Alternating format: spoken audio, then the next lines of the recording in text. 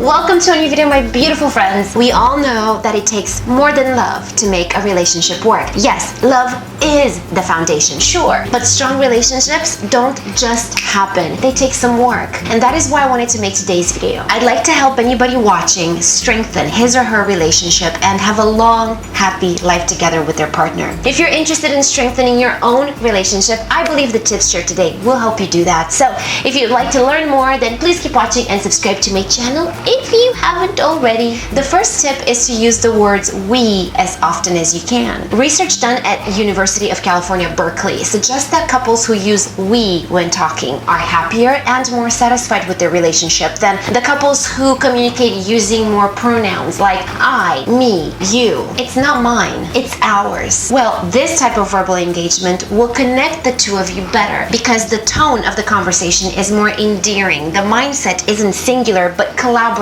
as it should be the case in a partnership. Now, I know the next tip is hard, and I also know that you're probably very aware of it, but in all seriousness, making your relationship a priority is crucial. There will be plenty of times when other people and things will compete with it for attention. And though you may not always be able to have your relationship a number one priority, it needs to be a priority nonetheless. Start by silencing your phone and putting it away for a couple of hours at the end of the day when you're hanging out together, and make your partner the central focal point. Throughout this entire video, you will get a variety of different ideas that when you execute, they will show your thoughtfulness. So I really recommend writing everything down today, picking the ones that fit your relationship and the ones you would like to try, and then every Sunday, take a look at your week and figure out when and how you can incorporate a couple of those ideas into the week. Setting phone alerts and reminders to reinforce those priorities will be the next step. Tip number 3 is to create couples rituals. You need reoccurring alone time together. That could be drinking your coffee together in the morning or going out on a dinner every Saturday night. Whatever ritual fits your relationship, it needs to reoccur on a weekly basis. Remember though that it's more about quality over quantity. It won't matter how much time you will spend together if that time is not of quality. If you're out to dinner, for example, but all you talk about is work, that is not quality. Talk about future plans and what you would love to discover and try out together, things that you've learned, what your partner likes nowadays. You know, we all change, and just because you liked something yesterday doesn't mean you're gonna like it today. Carry conversations and talk about things that deepen your connection. Talking about quality. Tip number 4 is to make sure you consistently schedule and have me time. I heard this analogy once about the dilemma of the time spent together, and I love this. I'll share it with you. 2 porcupines were trying to keep warm, so they started moving closer to one another. But when they got too close, their spines pricked each other. The same idea applies to your relationship, and the key is to find that spot that allows you to feel the warmth of the other end of your relationship, but still have enough space to where you don't prick one another, if that makes sense. You don't need to spend every available time together, and you probably shouldn't. Not to mention that too much time together can make the relationship stale and suffocating. So every day, the time you do spend together, make it quality. Then also make sure to spend a little time apart. You could talk to your friends or go to a yoga class or catch up with one of the reality shows you recorded on your DVR while allowing your partner to do whatever they want. A little individual time every day helps the togetherness be stronger for longer. I'm like a lyrical gangsta. Next tip is about keeping things fresh. When you're together a long time, the good part is that you get to know each other very well. The downfall is that the novelty wears off. And when things are too predictable and unexciting, the relationship starts losing a little bit of its flavor. So to help prevent that from happening, an idea is to consistently try new activities. Facing the unknown or doing something different, something that breaks the monotony, adds new layers of excitement to the relationship. And the fact that you are doing it together and sharing that moment together will bring you closer, not to mention leave you with long-lasting memories. Take a moment to think about how a normal week looks like for you two. Then think about adding one element during that week that's new, that's fresh, that's different. It could be going to a concert, trying a new sport, a different cuisine or a genre of movie, or doing something that scares you. You can look up the local events calendar and figure out what's happening in your town. Most cities have that. And once you figure something out, talk to your partner and plan that into your week together. Do something like that every week. If not, once every 2-3 weeks is fine. I just really wouldn't recommend waiting any longer than that. Tip number 6 is very much in line with the idea of keeping things fresh, and that is keeping the playfulness alive. Be silly together, laugh together. My husband and I watch comedies and funny little clips every week. We make silly voices and we quote movie lines all the time. We play backgammon and Uno as often as we can, and sometimes even if one of us is grumpy or one of us says something mean, the other will respond with a rap song line or something like that, something ridiculous, rather than getting defensive. That of course can't happen, and it doesn't happen every time. But the fact that we manage to pepper in moments like that helps keep a lighter energy to our relationship, which will help keep its strength and longevity. Talking about things getting peppered in, let's talk about ratios. There will be good and bad times in every relationship. That's a given. Some people, however, believe that as long as the good times outweigh the bad, then everything will be fine. But that's not exactly the case. No matter how good the good times are, if there are more bad times than good ones, things will be really hard. So what matters actually is the ratio of negative to positive, and research has shown that the perfect ratio to make a relationship thrive is 3-to-1. Basically, for every negative experience, we need to have 3 more times positive ones. I tend to forget things very easily, so if I have a fight with my husband,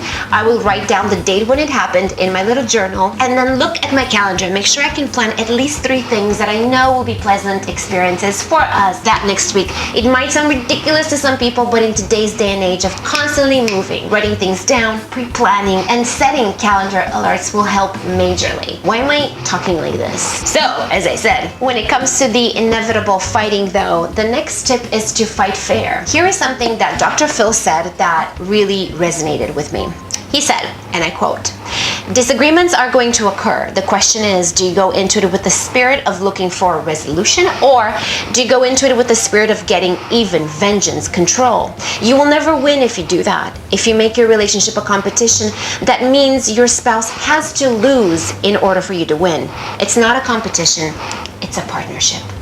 I love that. Some of the tips Dr. Phil offered to fight fair are knowing what you're trying to achieve, putting boundaries around the discussion so you don't find yourself arguing about every negative thing that has ever happened in the relationship, so keep an eye out for that. Avoid character assassination, so no name calling, telling the other person they're stupid and stuff like that. I don't even think that should be said jokingly. I have seen couples doing that, and honestly I find it deeply unattractive. I really recommend never using demeaning words, not even as a joke. And then also set a time limit in your mind for the fight, and if it hits that limit, then it's time for a compromise or time to reach an agreement on how you're going to solve the issue. Whatever that is, a solution needs to be reached at that time so you guys can work on moving past this. I always try to never fight or stay pissed with my husband for longer than an hour. That's the limit in my head. And after a while, it's like getting conditioned. You realize that the time spent mad and arguing will naturally start shrinking, and that's because you have taken control of it.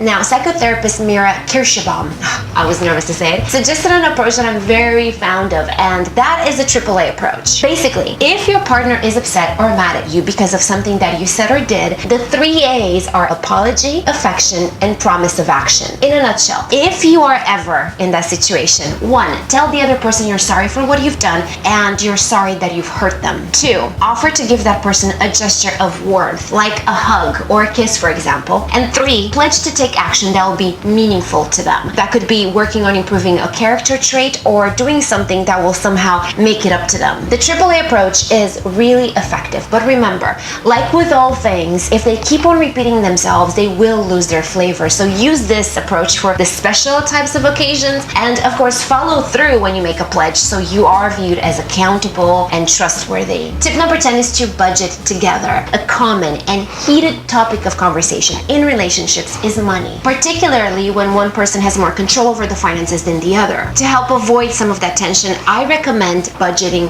together. Don't allow the conversation to consume you, but do spend an hour or so every month catching up on your finances and finding mutual ways to save money and such. My husband and I do that, and all the successful couples we know do the same exact thing. Miscommunication will happen if both parties don't have equal say in what happens with the finances. Another great idea is to set goals as a couple. I love using the word team because I believe in it so much. You are a team, and a team that is working to achieve goals that are important to both of you is the strongest team around. Find some mutual goals, create a plan and a path of execution, and work together to make those goals a reality. You'll both have mutual interest, you'll both be moving in the same direction, and you will strengthen your bond together in the process because you have something that's really meaningful that can bring you close together. Next step, which is also very important, is to show daily physical affection. Studies have shown that physical affection has countless benefits. It reduces stress and blood pressure. It releases feel-good hormones and gives a higher feeling of relationship satisfaction. So kiss your partner, hold their hand, hug, rub their back or their leg, or put your hand around the other person. But when you do that, don't peck or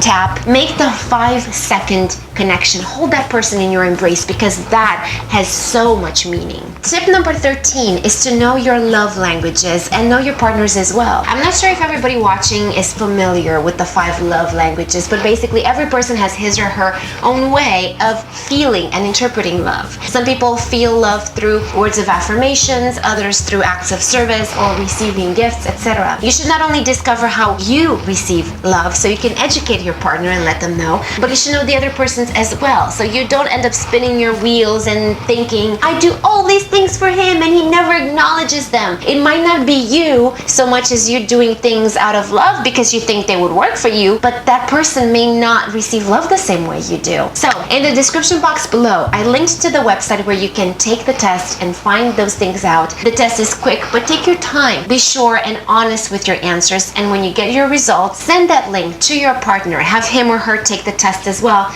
and then let them know the answers you got. Compare your notes. This way you will find each other's soft spots and be able to better emotionally satisfy one another. Also, in the description below, I linked to a page on my website where you can subscribe to get my free email once a week. I am working on more tips for you right now that I will share through my email this Friday. What I have for you is the 4-day gratitude plan, quick and effective ideas to show your thoughtfulness, and so much more. I hope you are part of the email family and you will enjoy this content from me on Friday. Yay! Please give this video a kind thumbs up if you liked it and share it with your loved ones. Let's spread the message of love. I love you, and I really appreciate you for watching more than you'll ever know. May good luck and fortune follow you everywhere you go today and every day. I will see you in a new video Friday as well. Thank you for being here. Bye!